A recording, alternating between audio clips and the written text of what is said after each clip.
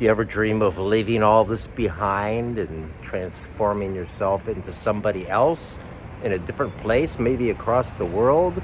Take a slow boat to a completely different continent and transform yourself into an internationally famous novelist of the most righteous and wholesome people's kind of novels there could possibly be? Well, I've fantasized about some of those things, and that's why my favorite novelist is someone I'm going to talk about today.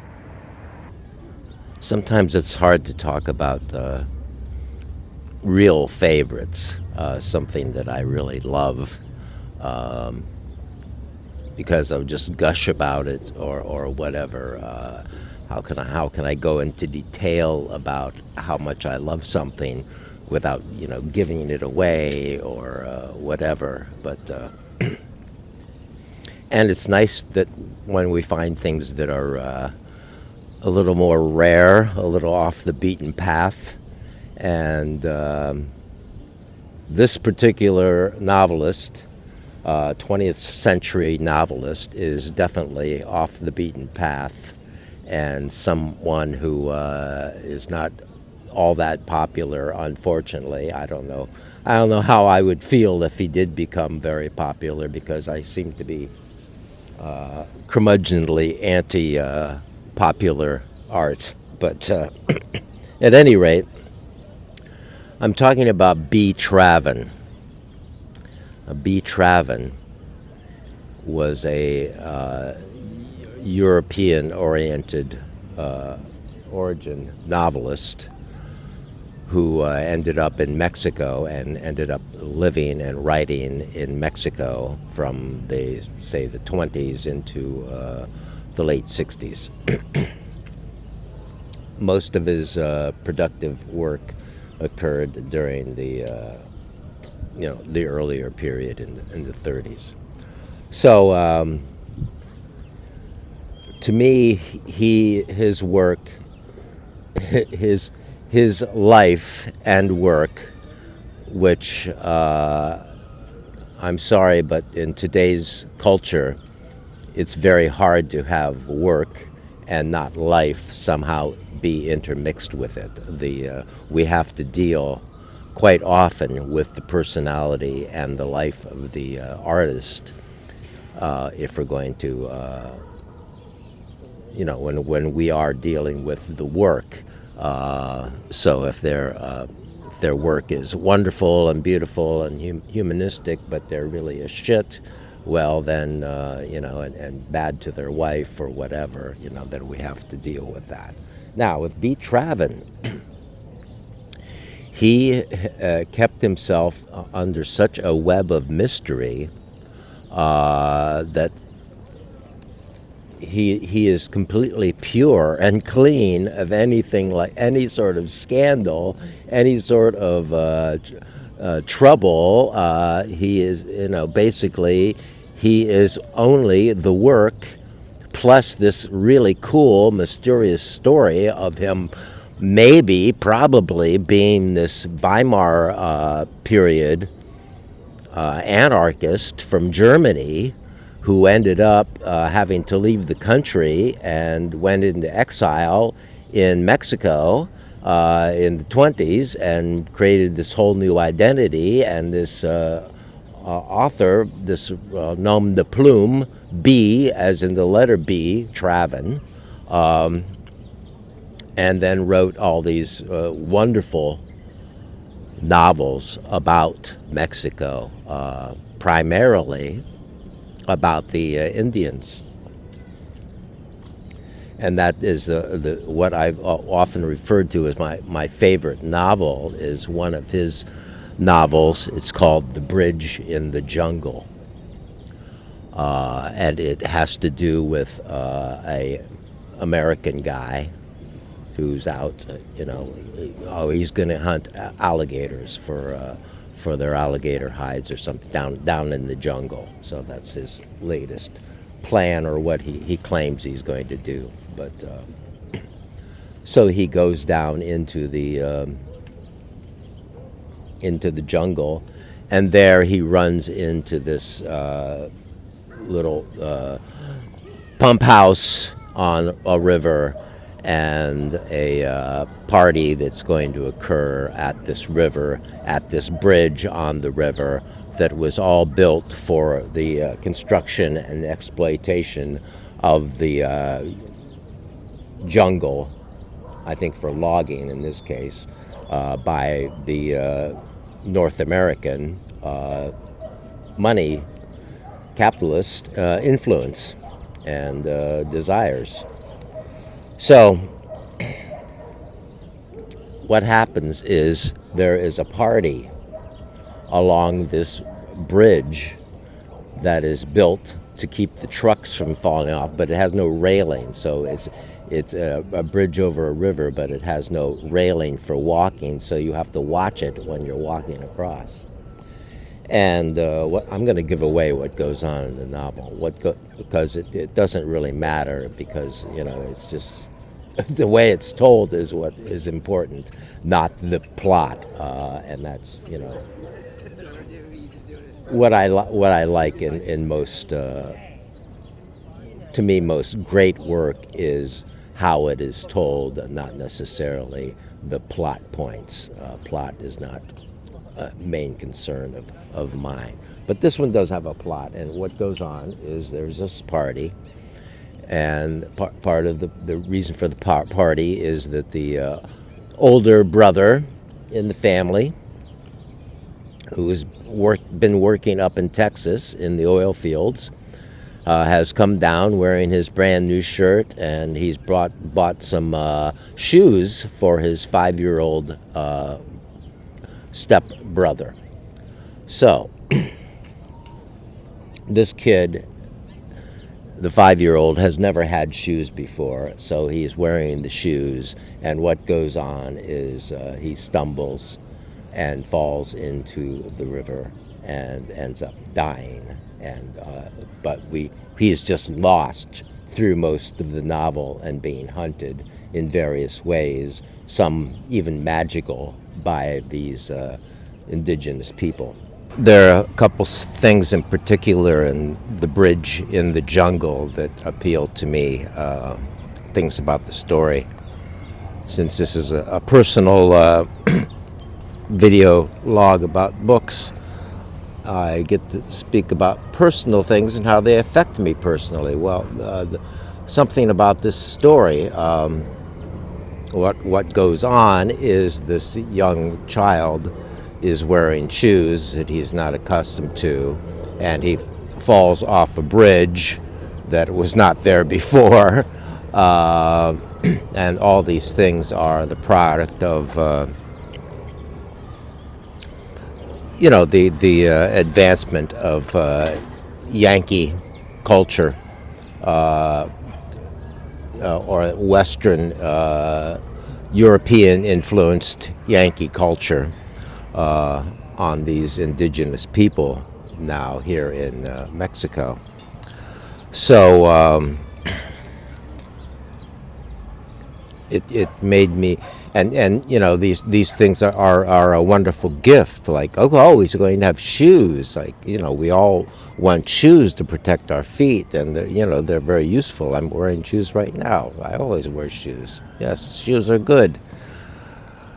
But this child of 5 had not worn shoes before, and now he was wearing shoes and was stumbling around. He was not being careful with his new shoes because he didn't know that he needed to be. The bridge. Well, the bridge might have been a benefit to the Indians down there, connecting them from one to another. They were moving around. Actually, they moved from, some miles they come to this party. So the bridge is also a wonderful thing, but yet the bridge was built on the cheap, without railings on the side. So when you walk across, you have to be careful because there's just a 6-inch beam that comes up on the side that is there to keep the trucks from rolling off into the river, because it's basically for these trucks. It's for industry that it was built, not for the benefit of the local people. So that it might be a wonderful thing too, but yet it's built in this way that it becomes a hazard to people who are not used to it. And this bridge is a new thing. The bridge was not there forever, for thousands of years up until this point. So, and personally, this hits my life because when modern things, I makes me think about all the accidents that occur with all our wonderful machinery, all our cars and so forth. So many people are killed on the highway constantly, or maimed, or left injured in some debilitating way for the rest of their lives, and yet we use these tools for our lives. My mother actually, over 40 years ago, at age 45, got died in a short plane ride on a small plane. So there's something where someone who would have lived probably to be still alive now, both of her sisters are, is not, because of just like the party in the in the story. She went on a little jaunt from Fort Lauderdale to the Bahamas, and they were flying back. So that's how that happened, and so it's just it was just all for fun, and so that part of the story, it's meaningful to me because I guess I find it interesting that things are progressing, but yet they bring these horrible possible hazards with them. I mean, now we're facing the hazard of global warming because of all the industrial life that we've benefited from up until now. So you have to take the good with the bad, I guess. So I just wanted to mention that about The Bridge in the Jungle. So the magic of this novel is that it's really it's so presented as this picture of alienation. These couple of Yankee guys who were out there in Mexico, for whatever reason, trying to make a living, or just soldiers of fortune or whatever, and they run into this party, and the main character, Mr. Croves, we get insight into what he thinks sometimes, and he's like, I don't know. Okay, the people in this cabin are all right, but I don't know about these the Indians and what they might come up with, having me, a stranger, in their midst. If something goes wrong, whatever, I could be blamed and end up being murdered by these people. They're a superstitious type. So, it's all this picture of alienation. But then he describes how they've come from miles through the jungle, and the young women have made themselves beautiful and as best they can in their poverty, or in their not lack of money. But they use wildflowers and things like that in their hair, and so there's a lot of description of all that going on. But what we're left with this novel, and the beauty of this novel, is that out of this alienation, this picture of alienation, what he ultimately leaves us with is the most deeply empathetic type of novel that you could come by, because it is just so completely human in the story of this family and this village who is lost this beloved, innocent, young, full of life child, and what they go through with all that as we witness it and go through it with them, and feel it with them. And that is something that B. Traven excels at, as far as I'm concerned. In other novels, we turn to indigenous men, mainly, being caught up in the mahogany trade, basically harvesting mahogany out of the forest, ancient mahogany, out of the rainforest, and having to drag it, back somewhere else, or So there are a few novels that go into, these are the jungle novels they're referred to, that go into all this business of the mahogany harvesting, and it's just incredible what these people are stuck in. This sort of enslavement of we're going to charge you to take you off to work in the first place, and then we're going to add charges onto that, so you basically stay enslaved and in debt to your boss forever, and are forever caught there. So that's what the Jungle Books are like, and they're they're awesome. I mean, it's basically all about what it's like to work in the wet, soaking jungle, trying to harvest these incredibly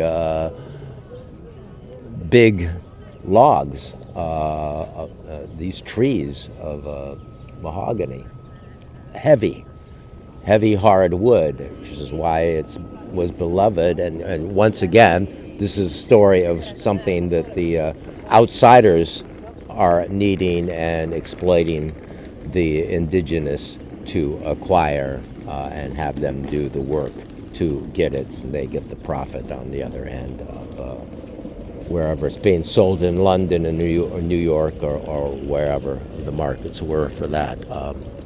So yeah, and The Treasure of Sierra Madre, which is a really fine movie with Humphrey Bogart and Walter Houston, and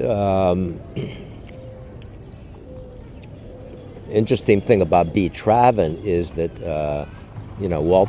John Huston was a fan of B. Traven's work, and John Huston was also interested in Mexico, and had lived in Mexico part of his life, I guess. So I think he had a Mexican wife, actually. So Treasure of Sierra Madre. On the film, B. Traven sends. Let's see, was it Hal Croves? Yeah, I think it is Hal Croves. Yeah, Hal Croves was not the character. Hal Croves was the character he played to go interact with movies.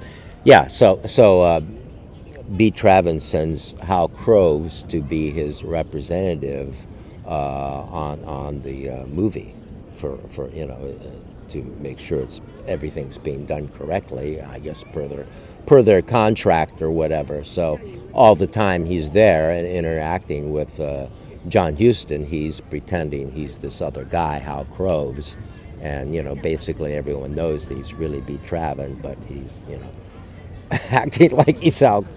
He wants to keep this other identity and wants to protect himself from being known. Either because he's afraid of something that went on in Germany and is still being hunted because of that, or that he just is some kind of obsessive or just wants to have this beautiful story of someone that wrote this wonderful stuff and remained hidden. I think the earliest of the B. Traven novels is The Death Ship.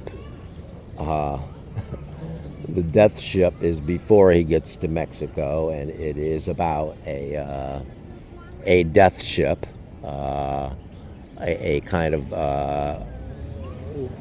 boat labor situation where men get shanghaied and dumped and brought onto the boat and forced to work in that. Plus, in a situation where governments are starting to have papers and so forth.